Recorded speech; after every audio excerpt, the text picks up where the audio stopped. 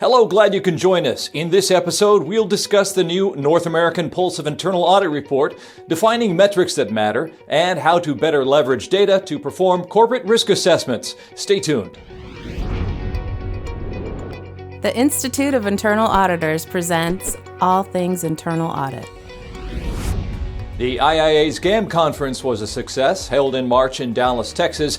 This annual event saw more than 1,000 internal audit practitioners and leaders from a wide range of industries participating in person and virtually. Through concurrent and general sessions that tackled many of the top challenges internal auditors are facing, this year's event provided more insights, tools, resources, and information for not only today, but tomorrow and beyond. Among the highlights, the new North American Pulse of Internal Audit report was released, and the IIA's Harold Silverman had an opportunity to discuss the findings with executive members and learn what they responded to most. Harold, welcome. You had some energetic sessions on Pulse at GAM with some very engaged audiences, but could you start with an overview of what the Pulse report is? Sure. So the Pulse report is actually something that the IIA has been doing since 2008. The rationale for it really drives out of the Great Recession, and the leadership of the IIA wanted to take a pulse of the profession of audit leaders across North America and understand how the profession was being impacted by the recession and in what ways. And that obviously led into some trending as we got out of the Great Recession of 2008, 2009, and seeing how internal audit recovered and what internal auditors were working on.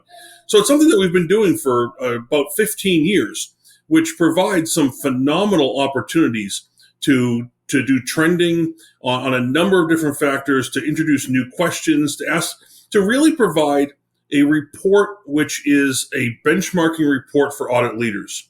So in addition to essentially providing a report, which I almost think of as like the coffee table book for an internal audit leader, it also provides great opportunities to have discussions like we talk about with our audit leaders at GAM. Now, one centerpiece was a discussion about the future of remote work. Tell us about that.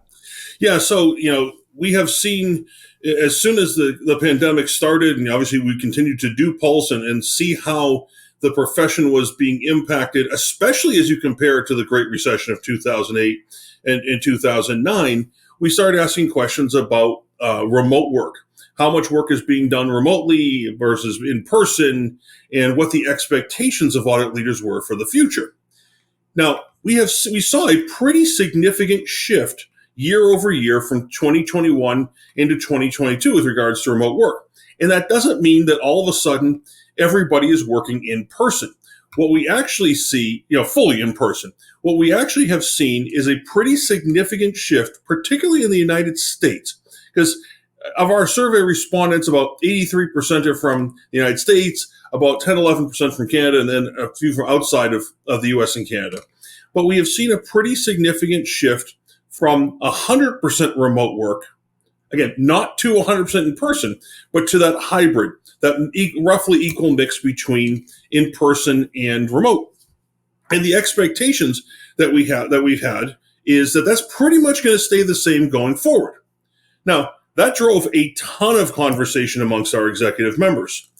Even those who I would say really, really are supportive of the sort of old school mentality of, in person and build relationships and see the benefit, as I think we all do, about building relationships and coming to the office or auditing at remote sites of the organization, but having a real in-person presence, are recognizing that the days of 100% in-person audit work are probably over in many organizations.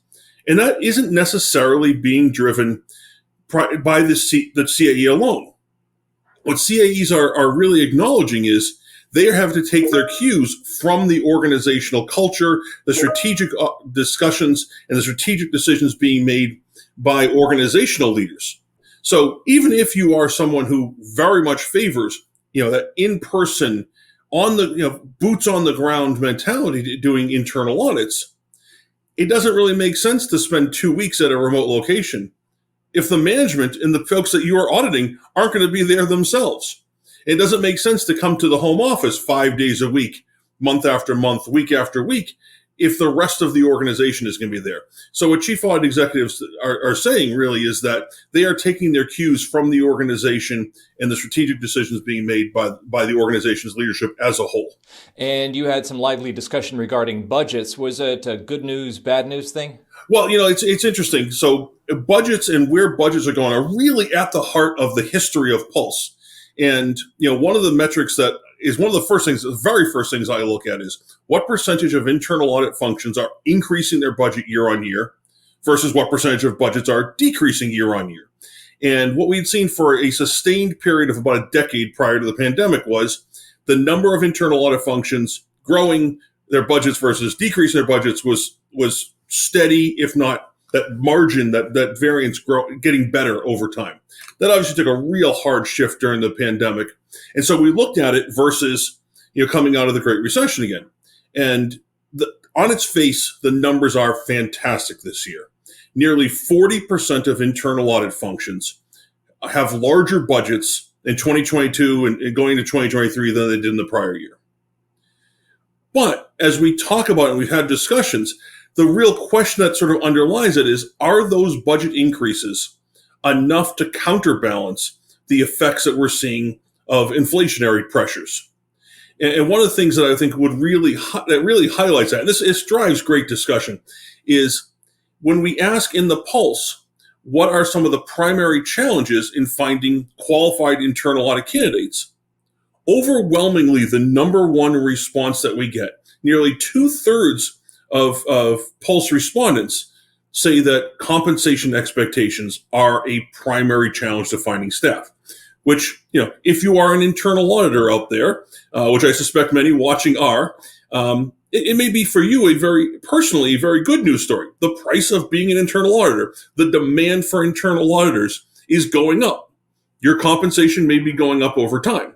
As an internal audit leader, it is creating certainly pressure. So the question that we will have going forward really is, are budget increases enough to really increase the capacity and the ability to do audit work? Or are we just getting budget increases to be able to maintain our buying capability, especially with labor in the current market? Any other thoughts or observations? Only that, this is something which we have continued to do. I would encourage any audit leader, as I have done over the course of my career as an internal audit leader, to go and download the Pulse, keep a copy either on your computer or, you could be more old school like I've been and, print a copy out and keep it by your desk, because there's just a wealth of metrics and benchmarking data in there for any internal auditor to answer the inevitable questions, which I think every internal audit leader has gotten from their management and their audit committee, which is, how do you compare to like organizations? Thank you very much, Harold. To download the IIA's Pulse of Internal Audit report and learn more about how internal audit leaders throughout North America are navigating change, visit the IIA.org/Pulse. Many learning sessions at the GAM Conference shared practical tips on using data to work more efficiently and intelligently. One in particular demonstrated how using data can help identify key risk indicators. Here's Nicole Huie of the Internal Audit Foundation speaking with Pat Ferrell and Ben Getz of RLI Corporation on using data to perform corporate risk assessments. Hi, Ben and Pat. Your presentation is on using data to perform corporate risk assessments. Can you give us a teaser for what that's about? Yeah, I think the main flaw that we saw, the main improvement we wanted to improve upon would be the fact that it was all subjective. We weren't using objective data. We were making our own biased decisions on whether or not something fell within a certain category to bring up our rating score. We really found that when we were looking at our overall audit plan, we wanted to make sure that where we were going to perform our audits next year were the most relevant to management, right? And that we were providing assurance that was most needed, right? And so we wanted to make sure that when we looked at what are some of the key risk indicators, key performance indicators of how an area is doing, we could use a data-driven approach and start to gather, just basic numbers such as revenue in the area, right? Some of the costs that are going on in that area, and try to use that to help to leverage that to say, how is that changing? What are some of the baselines for those things? And so when we're using that, we have more intelligent conversations with our middle management, with executive management to say, here's where we see as areas of risk. help direct us to, do you disagree? And we have a more intelligent conversation around what is maybe an area that looks to be most relevant for an audit, and where we can provide assurance where it's most needed. And in your methodology, you've created 4 new risk categories. Can you describe those for us? Yeah, I think most auditors are familiar with inherent risk and residual risk, right? We think of, when we're looking at this on the macro risk assessment level, it's not quite, we're not looking at a specific risk, but we're looking about the risk for an overall area. And so what we've called initial risk is really what we say is kind of more similar to that inherent risk, where it's the risk that comes with just having that particular area or process in our organization. We then want to think about what are some drivers that may elevate the risk profile. And so we think about change in process, change in people, change in technology. And so we have a change risk score that can elevate the risk level there. And then we think about control risk. And so how are the controls? What other assessments have we done around those controls that may indicate to us that it's a well-controlled area or it's not? And so when we add up initial plus change plus control risk, we come up with what we call our resulting risk, and kind of similar to that residual risk basis that auditors will be familiar with. So what do you really see are the benefits for this approach? I think one of the main benefits, as I talked about before, is it gives us the opportunity to use objective data. It allows us, we struggled in the past with having discussions with middle management and executive management and even the audit committee, and talking through why something ranked as high as it did or why it didn't rank as high. Now we can actually put something in front of them. If there's questions about it, which a lot of times when we go in, they might say that it seems like that ranked a little higher than what we anticipated. And we can go back through the data with them, and we can open up our model and say, okay, this one, it had a lot higher regulatory score. Do you disagree with that? And so it opens up a lot more discussion of our plan. It allows us to be a lot more flexible on the fly. We can make changes to our plan. At the end of every audit, we go through a lessons learned checklist. We go through and say, okay, do we still agree with how we rank these things within our model? So it gives us that ability to do that. And it's all, I shouldn't say all unbiased, but a lot less subjective. So we don't have that bias built into that plan that we had in the past. That's great. Well, Pat and Ben, thank you both so much for joining us today. We really appreciate your time. Thank you. Thanks for having us. And now for a bit of challenging fun we call In Focus. Internal audit functions can differ greatly in size, but there are some trends. The question: which is more common?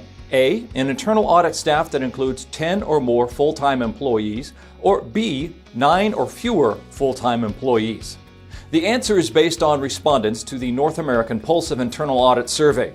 We'll be back with the correct answer in just a few. A critical part of successfully integrating technology and innovation into internal audit is having the right metrics. Up next, Jaimie Yang discusses defining metrics that matter with Sarah Kuhn of Phillips Petroleum. Hello, I'm Jaimie Yang, and I'm joined today by Sarah Kuhn, Director of Audit Services at Phillips. Thanks for joining me today, Sarah. Thanks, Jaimie. Phillips has a pretty robust internal audit department that has assurance and advisory services, compliance, and your area audit services. How is it structured? Yeah, so we have a few different groups within the audit department. We have the assurance and advisory services, which is, I would say, our business auditors. And then we have our compliance team, which does SOX and other compliance engagements. We have IT auditors who are auditing that specific skill set. And then we have also some joint venture service auditors. Our audit department sits, within the finance organization. So we report administratively to the CFO, but then also functionally to the board of directors. In your presentation, you address the organization's focus on accelerating innovation, which includes developing technology solutions and driving continuous improvement.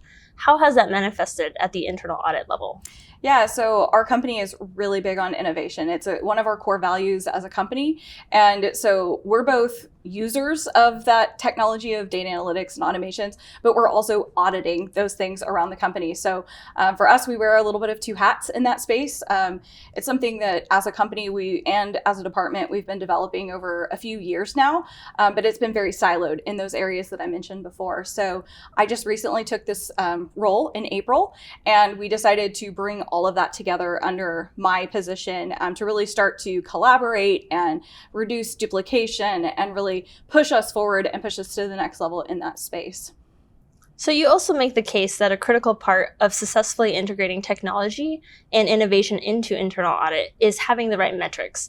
And in your presentation, you address steps to building metrics. Can you tell me a little bit about that? Yeah, so I used a pretty simple model, if you will. It's basically 3 steps: just plan it, build it, and then monitor it, right? Now, but I think a little more specifically, you have to start with what is the strategy, what is the goal that you're trying to accomplish, and then what are the activities, and then how to measure those. And then I offered some different ways to rate and rank those ideas as they come, so that you're not trying to do too much and finding the right measures that will get you success and move you forward.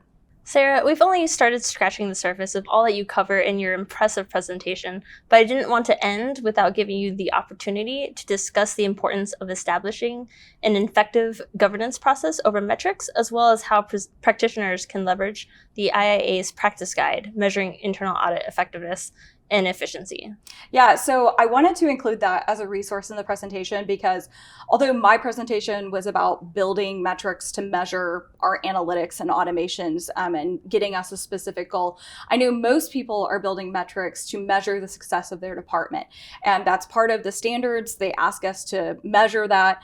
And there is a practice guide that's out there. And I think sometimes we forget that those exist. And, so just digging into the archives a little bit, it was published in 2010, but it's still relevant today. Everything that's in there is something that I think a lot of people were taking notes and writing down examples. There's a whole list of different ideas of metrics that you can track for effectiveness, efficiency, or metrics that do double duty. So definitely worth checking out. Great. Sarah, thank you for bringing up that resource. Thank you so much for joining me and sharing your insights. Yeah, great to be here. Thanks. And now the answer to our In Focus challenge, which posed the question, which is more common? A, an internal audit staff that includes 10 or more full-time employees, or B, 9 or fewer full-time employees? The answer, B. 53% of respondents to the North American Pulse of Internal Audit survey said they had less than 9 or fewer full-time employees.